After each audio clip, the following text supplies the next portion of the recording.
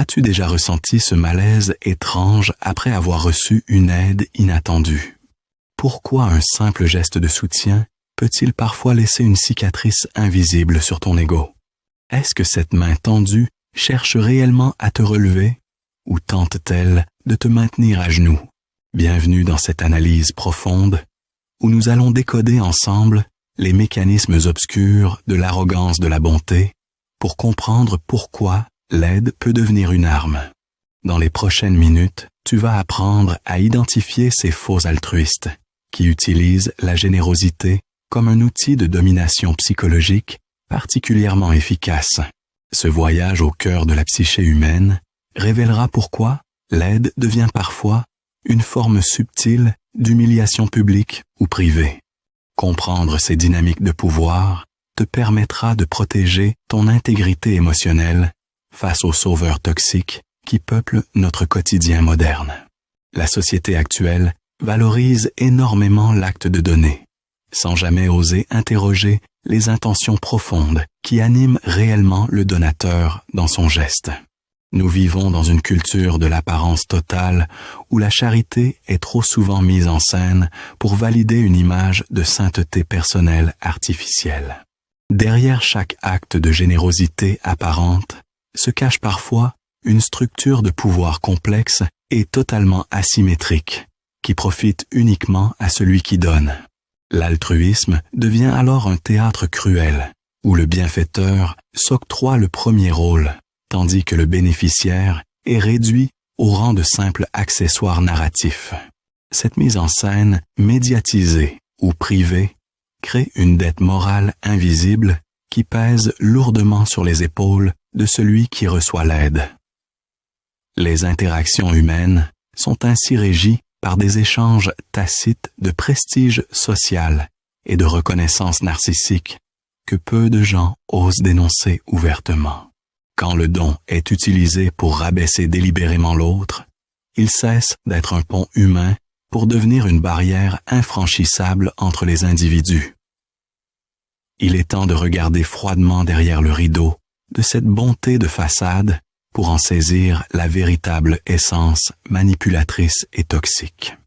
La psychologie de la dette est un levier puissant, utilisé par ceux qui cherchent à contrôler leur environnement social sous couvert de compassion.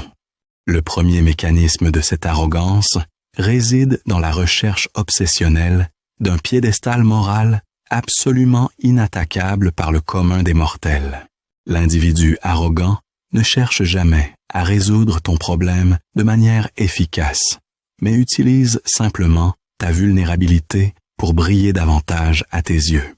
Sa psyché fonctionne sur un mode de comparaison constante, où sa propre valeur dépend directement de l'observation passive de la détresse d'autrui.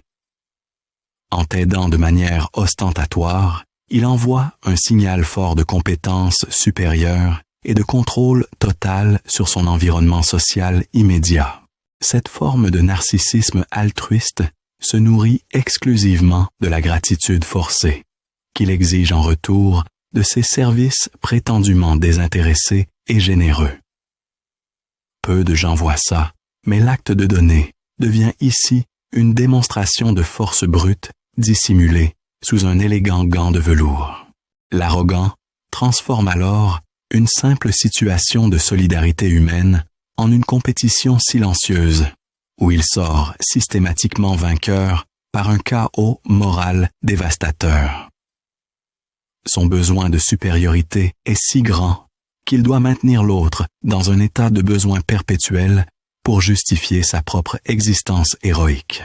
Le bénéficiaire n'est plus un humain à secourir, mais un marchepied vers la gloire personnelle du donateur qui savoure sa position dominante. L'impact émotionnel sur celui qui subit cette bonté forcée se manifeste par une érosion lente mais certaine de la confiance en soi au quotidien.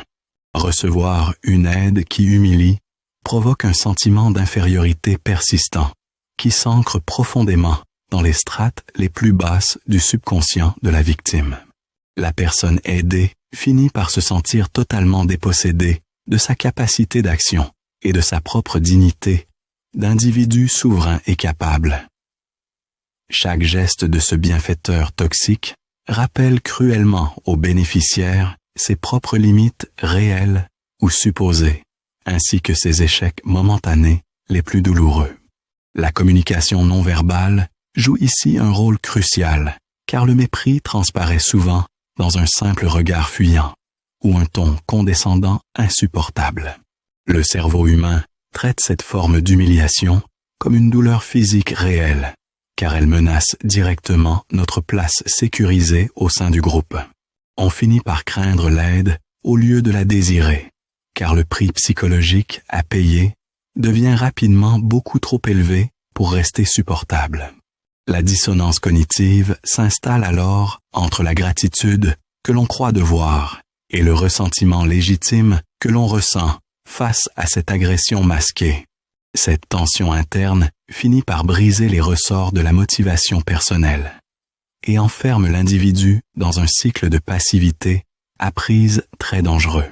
Le résultat final de ce processus destructeur est la création d'une dépendance toxique et d'une rupture définitive de l'équilibre relationnel sain entre individus. L'arrogance de la bonté finit par isoler le donneur dans sa tour d'ivoire de perfection imaginaire et de supériorité factice totalement déconnectée du réel. Les relations authentiques s'effacent progressivement pour laisser place à un système de vassalité psychologique, où toute forme de spontanéité n'existe plus du tout. Écoute bien, car cette situation empêche toute véritable connexion humaine basée sur une empathie réelle et un respect mutuel profond et sincère.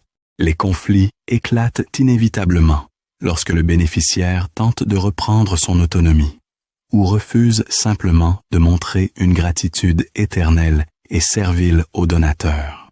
Le bienfaiteur se pose alors en victime incomprise pour renforcer encore plus son emprise morale injustifiée sur son entourage proche et ses amis.